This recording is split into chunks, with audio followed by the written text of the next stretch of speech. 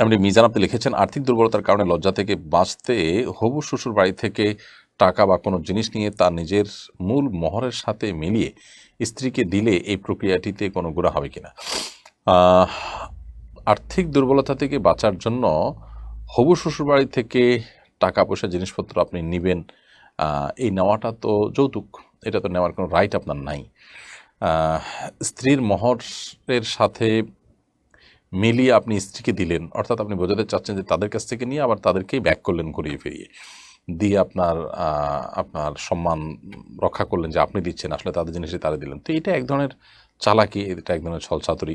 মোহর আপনি দিয়েছেন, কিন্তু তাদের স্ত্রীকে আলাদা কিছু হাদিয়া দিতে হবে, সেটা আপনার কাছে নাই, তো তাদের কাছ থেকে নিয়ে আবার তাদের মেয়েকে দিলেন। এই ধরনের চালাকি করার তো আসলে প্রয়োজন নেই। বিবাহের ক্ষেত্রে আপনি যদি দিনদারিতাকে দেখে বিবাহ করে থাকেন, তাহলে সেক্ষেত্রে আপনার শ্বশুরবাড়ি, আপনার স্ত্রী, তারা তো আপনার অর্থকড়ির দুর্বলতা, আর্থিক দুর্বলতা, এটার কারণে তারা আপনাকে ছোট মনে করার কথা না। আমাদের এই মানে তথাকথিত আত্মসম্মান বা এই জাতীয় ভাবসাব জাহিরের যে প্রবণতা, এটা আমাদেরকে অনেক সময় অনেক অন্যায়ের দিকে নিয়ে যায়। অতএব আমি আশা করি যে এ ধরনের অন্যায়, বিশেষ করে এই ধরনের ছলচাতুরি থেকে আপনি বিরত থাকবেন। আমার মনে হচ্ছে সেটি অধিকতর উত্তম হবে। তবে তাদের থেকে নিয়ে ঘুরে ফিরে তাদেরকেই দিয়ে দিলেন, এটা সরাসরি হারাম আর হবে না, কারণ আপনি সরাসরি ভোগ করছেন না। তবে